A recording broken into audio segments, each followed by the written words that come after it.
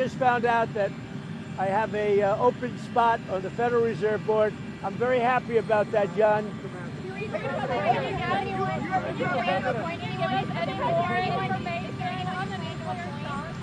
what did Medvedev say to you that made you really mad? Well, you just have to read what he said. He was talking about nuclear. When you talk about nuclear, we have to be prepared, and we're totally prepared. On the monthly jobs report, going forward, why should anyone trust the numbers? Well, that's and the if big you're thing. You're right. No, you're right. Why should anybody trust numbers? You go back to election day. Look what happened 2 or 3 days before with massive, wonderful job numbers, trying to get him elected or her elected, trying to get whoever the hell was running.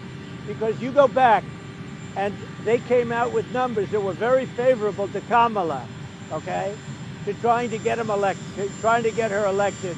And then on the 15th of November or thereabouts, they had an 800,000 or 900,000 overstatement reduction right after the election.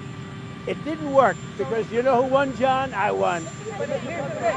Your supporters have had issues with these numbers. I've had issues with the numbers for a long time. But we're doing so well. I believe the numbers were phony, just like they were before the election. And there were other times. So you know what I did? I fired her. Right.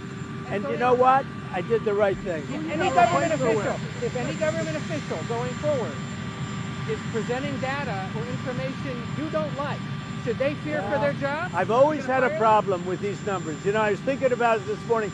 Before the numbers that came out, I said, who is the person that does these numbers? And then they gave me stats about before the election.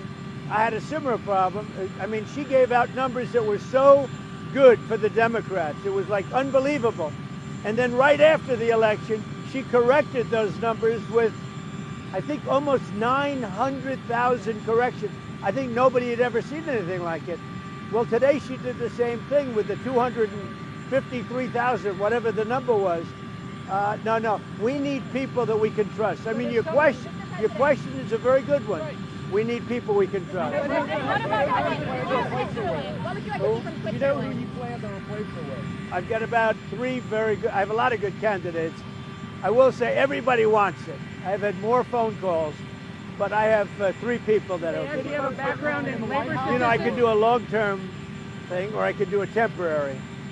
It's a 14-year term. Right, but do you put someone in who actually has labor statistics experience? I put somebody in who's going to be honest.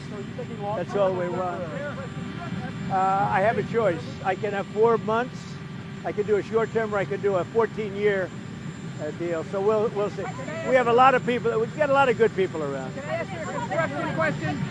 That was the stock, the tariff rate with Switzerland. It was higher than other European. Well, the problem with Switzerland, we have a $40 billion deficit with Switzerland, and I spoke yesterday to Switzerland. But we have a $40 billion deficit with Switzerland. That's a big deficit. Question on the construction. Can I ask you a question on the construction? You say you're raising $200 million. You're donating a bunch. Others are as well. Are you blocking foreigners from donating money to build that addition? Honestly, I never even thought of it, but it doesn't matter. I'm putting up my money, but it doesn't even matter. They've wanted a ballroom at the White House, and it's been very popular. You know, when we put it out yesterday. You're not ruling out that a crown prince or some European No, I'm not looking for that. You know, you have very strong restrictions as to who can donate, and we go by the restrictions. It's not a lot of. I mean, it's not that much money. It's money, but yeah, I'll do that. I didn't even start yet, by the way. But when I do, I'll release it. How many donors do you think it's going to take to get the $200 million? Maybe one, me. But you would cut that check yourself. I would, yeah. Did you talk to Steve Witkoff today from his journey to Gaza? Did you talk to Steve Witkoff? I did. I spoke to Steve Witkoff. We had a great meeting with a lot of people, and the primary meeting was on food. And he also had some other conversations that I'll tell you about later. But he had a meeting on getting the people fed, and that's what we want. And I'll see you later on.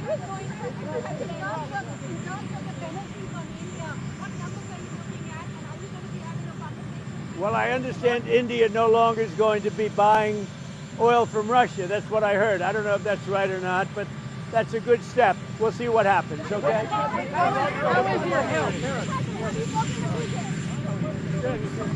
On tariffs, obviously the Treasury is taking in so much money right now. Some Republicans have been pushing for tariff checks to go out. The basic idea is move the money back. Any No, there are a lot of people that would like to see us do sort of a dividend to the people of our country. It's something I consider. How much would people? I want to pay off debt, but there's a possibility I do a dividend. Can I ask about sorry. I know, sorry, it's Chris. On tariffs, obviously there's